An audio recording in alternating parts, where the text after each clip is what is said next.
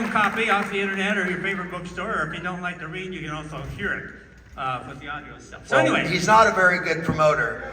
So this says, grain by grain, a quest to revive ancient wheat, rural jobs, and healthy food. Ow! Show us the book. Take it away. Thank you very much, Dave. Well, it's a great honor to be here. I tell you what, I never saw so much dancing at a conference before. At least on the conference floor, that's for sure.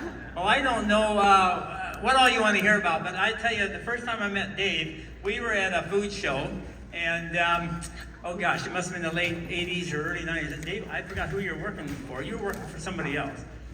So, okay, this is a joint story.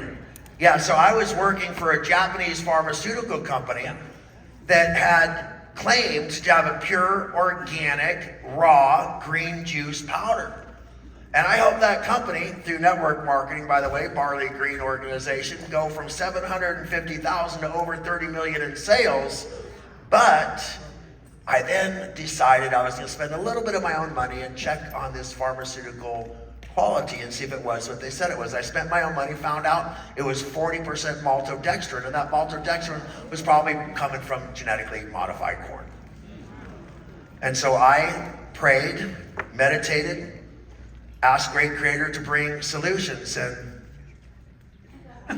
so I had seen Dave. I had seen Dave at his booth selling this barley green, but we hadn't met. We hadn't really talked to each other. And we found ourselves in line for, I forgot what, some... Anaheim, the Anaheim, biggest there was some health food trade show on the planet. Yeah, and so here we are, we're both in trouble, we need something for our booth, and I get in line, and Dave walks by, and he says, well, you're in the wrong line. He says, you know, when you've been to as many food shows as I've been to, you know what line to get into, so I thought... well, sort of joking, Yeah, and so pretty quick, Dave's back behind me. So let me say, I was in front of him in this line that was for the people who were pre-registered and were going to get their tickets like this. And he walks up behind me because it's the shortest line. And he goes, am I in the right line? I said, I don't know, you pre-registered? He said, no. And I'm like, well, I am. So I'm in this little short line, but when you get as smart as me, then you're going to be in this short line too. But right now, sucker, you're over there. Right? I didn't say it like that, but you know what I mean. And so all of a sudden, I'm next. I step up and I go, pre-registered, Sandoval. She goes, I'm sorry, you're not pre-registered.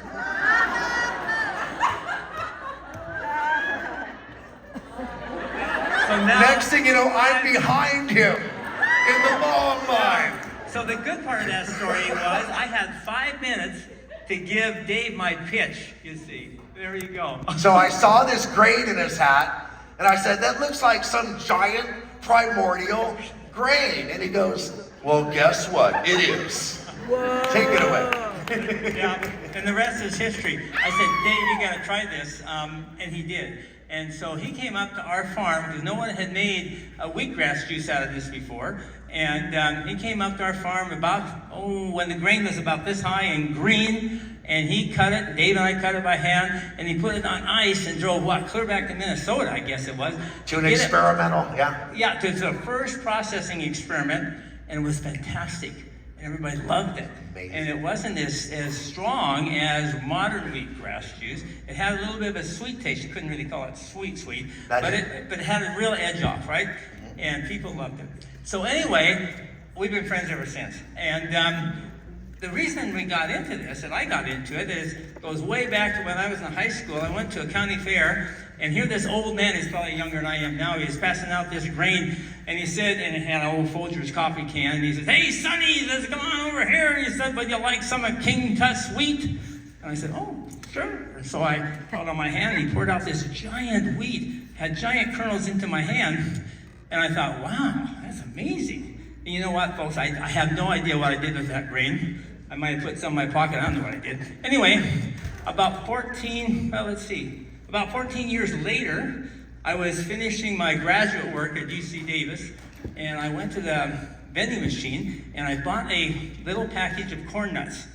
And on the back of the package, it said, corn nuts, made with a giant corn. I thought, wow, I wonder if they'd be interested in a giant wheat.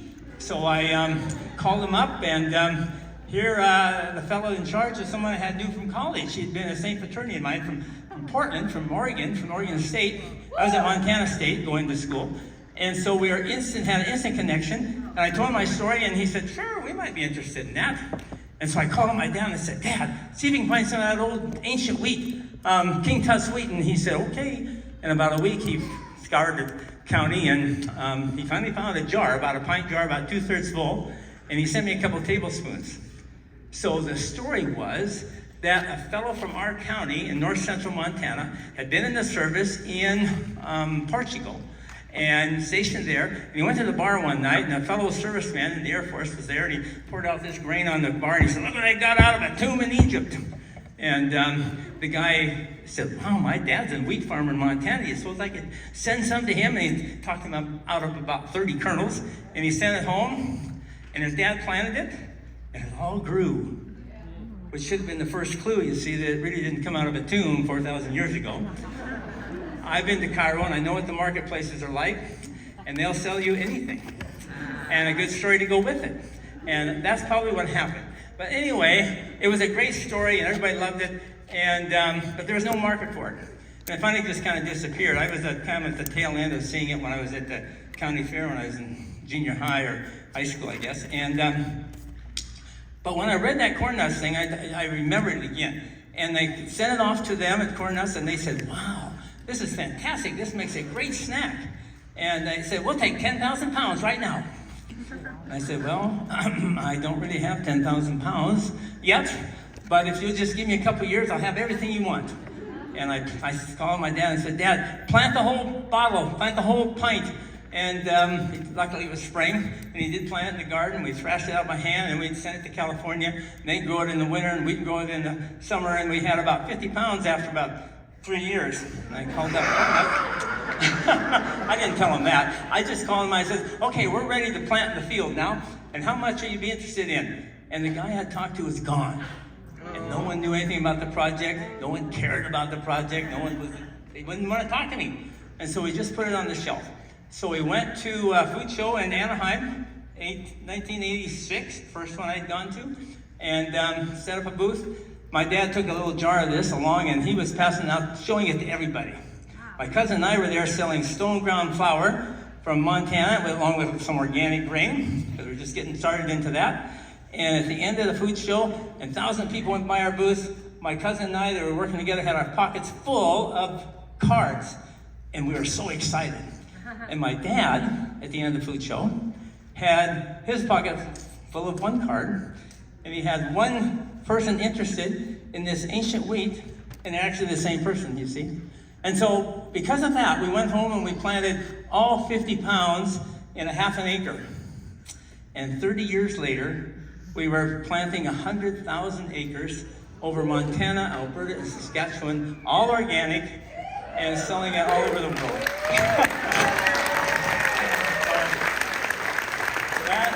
That is the long and the short of it. You might wonder, well, what took off? I'll tell you what took off. When we first had our first product, we had some pasta made in California, and we're passing it out to friends.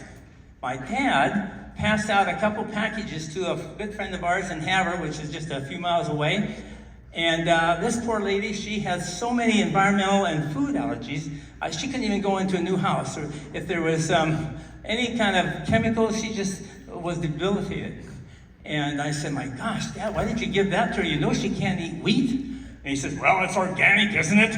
So he was already more converted than I was. You see, we're just getting going in that organic stuff. And she called up the next day, and she said, what is this stuff? She said she'd done some kinesiology, so she thought she could try it. And when she ate it, she said, it makes me feel better. Not only could I eat it, but it made me feel better. I thought, whoa, well, we'll give you some more. And she said, do you think you could get me some to send to my sister? She's got all kinds of food sensitivities and all kinds of stuff she can't eat, and wheat's one of them, one of the big ones. And I said, sure, we'll send you a whole box. So we sent her a whole box of these little envelopes of pouches of pasta. And in a month or so, she called back and she said, not only could she eat it, but after she ate it for a few weeks, she was less sensitive to these other food problems she was having. I thought, whoa, This is no longer a novelty to us, just for fun. This is like a gift from the Creator, a gift from the Lord to help people be healed. And we said, we'll send you all you want. And that changed my whole outlook on this grain. We started doing research. We couldn't find anybody in America that helped us with research because they said, in those days, if people have weed sensitivities or weed allergies or whatever they call them, it's all in their head. And one scientist said to me, he said, well, he said sunny, he didn't say sunny, but it sounded like it to me. He says, if I took on your project, he said, I would be wasting your money and my time. And I thought, whoa, it's not very encouraging. So I wasn't going to do business with those kind of guys. And I went to Italy, because that was our big and growing market at the time. We found a group in the University of Bologna and University of Florence, a teaching research hospital there. And we did about over 10 or 15 years of research. And we published 35 peer-reviewed journal articles talking about the difference between modern wheat and this ancient grain. Mostly looking at chronic disease. We found out, we thought at first, well, this could be antioxidant because it's higher in selenium. It takes up more selenium than modern wheat grown side by side. So high selenium, we know, is a very strong antioxidant. But one of the lab workers noticed that the rats they were working on had no inflammation when they should have, because they were given a shot of DOX, which creates free radicals. That's how they were telling if there's antioxidant or not. So all these free radicals were created. But another side effect of this shot was the creation of inflammation. And so this grain was anti-inflammatory. It was preventing inflammation. And when we found that out, then we immediately went over to study clinical trials of people with chronic disease, heart disease, diabetes, irritable bowel syndrome, non-alcoholic fatty liver syndrome, fibromyalgia, all these kind of things. And all the results came out the same, that every single person was affected in a very positive way by eating ancient grain compared to modern wheat. So that got me on the whole kick of thinking of food as medicine. And it really makes a difference what you eat. So I'm really lapping up everything you're saying here. I'm just loving this conference to death because that's what I hear over and over from you folks and what you're trying to do here. So anyway, that's a little bit of the Kamut story. Then I wanted to mention a little bit about what we're doing most recently. So last year, 2 years ago now. 2 years ago I had my 75th birthday. And I decided, I like that. And I decided to have a retirement party. And my wife made me promise I couldn't start any more new businesses. So I sold all the business I had. I had a vegetable oil business. We're doing high oleic safflower, which is really good for your heart. And we did that on the farm. And we're doing since corn nuts never really came out with a snack food, I finally decided to do it ourselves. So in Big Sandy, Montana, population of 600, we created a new business making a snack food called Crackling Kamut.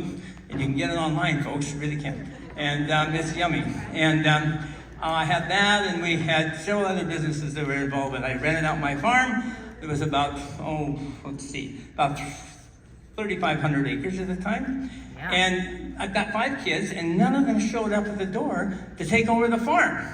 So I decided, well, you know what happens these days in that kind of situation, you all die and you give the farm to the kids, and they divvy it all up, and they get all this money from selling everything, and ruins their life. So I decided, well, I don't want to ruin my kid's life. Yeah. And so I decided to take about 700 or 800 acres out of the middle of that farm and create a regenerative, organic research, education, and health institute. Wow. So, the whole motto, our motto and our vision statement is healing the earth by growing food as medicine. Yes. And that's our whole focus. Yes.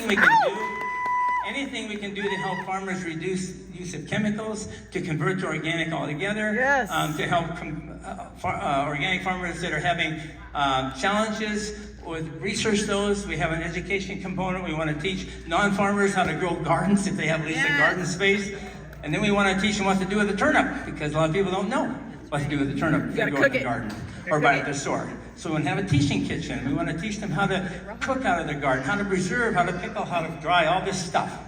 And then we want to have a health component. We're hopefully going to have some health practitioners on board that would prescribe not pills from the pharmacy, but food from the farm.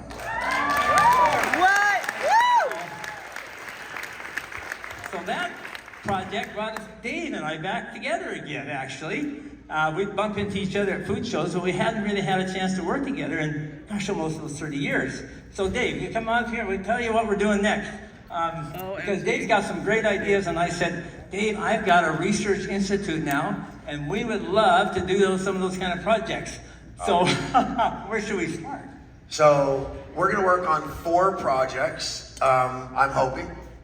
And the first one that Amy's, I believe, rubber stamped, but I'll know later, is we want to underwrite before and after tests and treatment for up to 50 farmers. If you saw the movie Common Ground, you saw how many of our, I live in literally the Fertile Crescent of California, you know, that Sacramento Valley, and something like, I don't know what percentage of the stuff grown in America, I mean, like way more than is proportional, like 20-30% of the food grown in America is grown right there in that strip in California, and it's all grown with glyphosate. And so we want to find 50 farmers who care, who are worried about their glyphosate toxicity, pay to have their before test done. If that before test comes out to where they have dangerous levels, we want to give them free product and test them along the way to see how they recover, what their symptomology is. So the first thing is we need to do a second round of tests on biomedic, but we want to do it with the people where the rubber meets the road of farmers. Yes. What do you guys think? Yes. The second thing, Let me say something about glyphosate, because this is a subject near and dear to my heart, because we've all heard some hard luck stories here, and all of us have them. I'll tell you my hard luck story. We were going with the Kamut. It was just going out of the chute like a rocket ship. And our biggest market was Italy.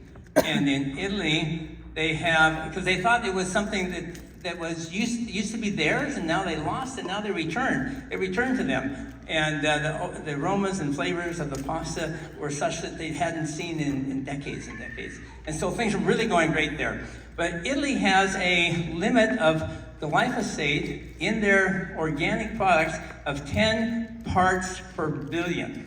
Wow. they allow that. That's and what's it's allowed, and still called call it organic. Guess what's allowed in America? You ready for this? Compared to 10, in America, 1,500.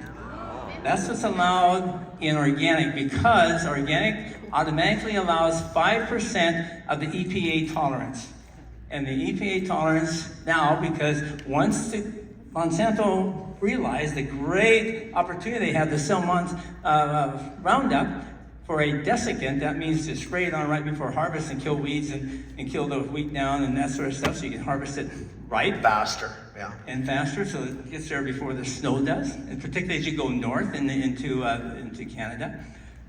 They went to the USDA, and the USDA raised their limit 3 or 4 times from about 200 parts per billion, well, 0.2 parts per million, now it's 30 parts per million.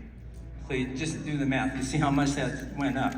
So what happened to us, we got notice that they were finding some glyphosate in our test, in our grain. I said, oh, that's not possible. We were spending $500,000 a year on testing, and it never came up. But as we checked closer, the levels we were testing was 50 parts per billion, because our lab in Belgium said it's not really practical to test for 10, because it's not, the tests aren't good enough to be reproducible. So we weren't looking at 10, but the Italians were starting to look at 10. And at a certain point, they found we went over the limit. We had a recall, and it was just a mess. And so we lost over the hassle of all that. We lost nearly 60% of our market, which is what I was going to use to finance my my new institute. And I just went down, just down like that. It was about 8 years ago, and we couldn't figure out where this was coming from. We knew our farmers weren't spraying, so we hired because if they were, then they'd have 10 times that amount, or 20 or 40 times that amount. It'd be over 100 parts per billion. So we hired an outfit from Germany to come and just do the investigation And after a whole year of investigating farms and visiting farms and the manufacturers and the cleaning plants, everything, guess what they found? Glyphosate was coming into our farm From the by sky. the rain. Oh my It God. was in the rain. It's falling on all of us. Fuck. In Montana, we only raise one crop every 2 years. It's dry land. We don't have irrigation. We get 12 to 14 inches of rain a year. Dry land farming. So we have the summer fallow 1 year. That means we let it go fallow and save water for the crop, the cash crop, the second year. Now Monsanto has convinced everybody to chem fallow. They said, don't plow, don't cultivate those weeds. You can spray with glyphosate and save all that fuel from cultivation, and you'll be better off. And that's what farmers all around us are doing 4 or 5 times in that year, almost every month. And then when they plant, before they plant their crop, they spray to kill everything, and after they harvest, they spray again, even if they're not doing that. Most of them are. Which brings us to my next point, though. Okay, here we go. So, you guys don't know what we've been working on, but I actually have a soil flocculant. Okay? A flocculant, it's like a magnet for toxins. And when you put it into the soil that you're growing plants, then if that soil has toxins in it, whether it be lead, mercury, glyphosate, I don't care, it will not pass through the root systems because a flocculant makes it too big to pass through the root system. Wow. Okay? Now, excuse me, but our first tests were done on cannabis because there was a lot of money in that industry. And the growers were actually flagged for allowing these chemicals to appear in the stuff that people inhale, right? And so we did our tests and we found that with soil that's already proven to be contaminated with these chemicals, if you put our flocculant in the water, that none of those chemicals will end up in the flowers. So we need to take it out of the cannabis industry and move it over, and Bob's gonna test it on food. So guess how interested I am in this project? About Really, an hour, right? really So, now, a third thing we're working on, now, who saw Common Ground again? All of us, right? Well, did you see how they showed that CO2 is reduced a lot more when you use cover crops and all of these techniques? Well, did you know that if you did nothing more than put rock dust, rock that's been ground down into a fine powder, a light film of it over a crop, over a field, that it will increase by 10-fold the amount of CO2 that it draws down? And a study was done in the UK that showed if 10% of the cropland in the UK was treated this way, that 100% of their carbon would be offset. These studies were done 15 years ago and nobody cares.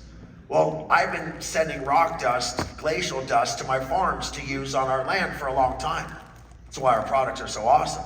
But I never knew that it was also radically reducing the carbon footprint. So I want to propose something to you. It might be a little forward thinking. But what if Yes, absolutely. you could make a donation to an organization like Bob's, say $100 or $200. He would guarantee that that would purchase rock dust in massive quantities, which brings the price way down. And rock dust is a byproduct of a lot of industries. They have to crush rock to get gold out. They have to crush rock to get other things out. So there's a lot of crushed rock out there, a lot of rock dust for sale.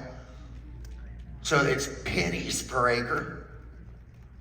And literally, with just $100, $200 worth of rock dust, you could offset your entire family's carbon footprint for a year. Wow.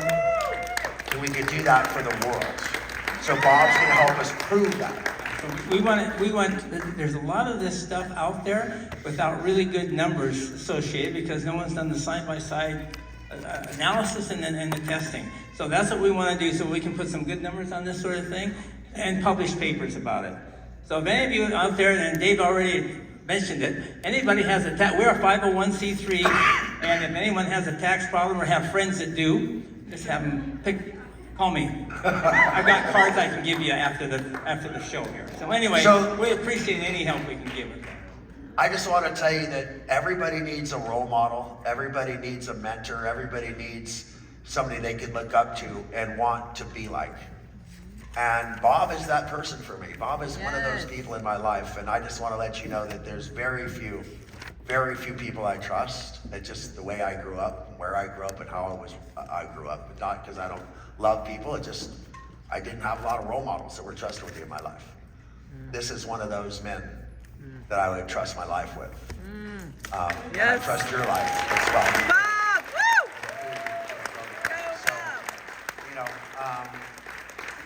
You know what they say, old cowboys never die, they just ride away, fade away. Well, we're not fading nowhere, baby. No, not, although we have a few things that are going around. This year now is just for decoration. So if you have a potion for that, I'm very, very interested. So we'll talk later, right? All right, big round of applause for Bob Quinn. Thank you.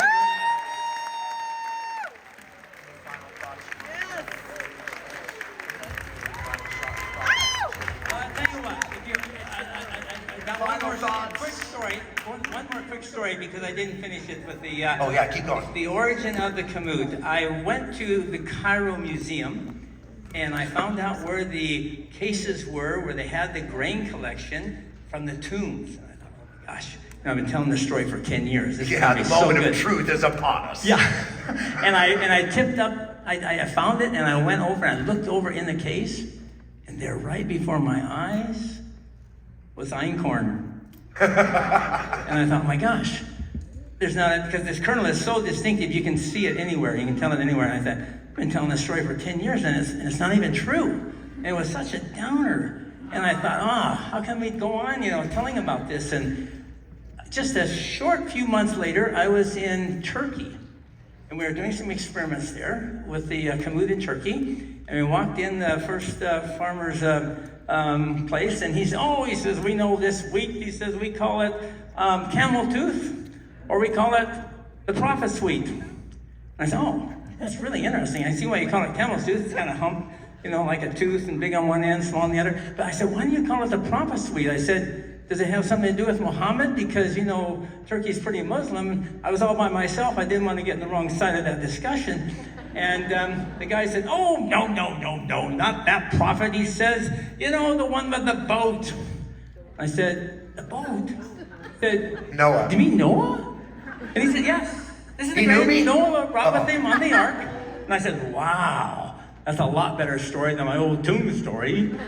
So anyway. You got a new story. That's right. And so I have friends in Armenia, and they have the same legend. Armenia right on the border with Mount Ararat, and they have the same legend. And so, folks, you know what the good book says? In the mouth of 2 or 3 witnesses shall all things be established. And I said, that's good enough for me.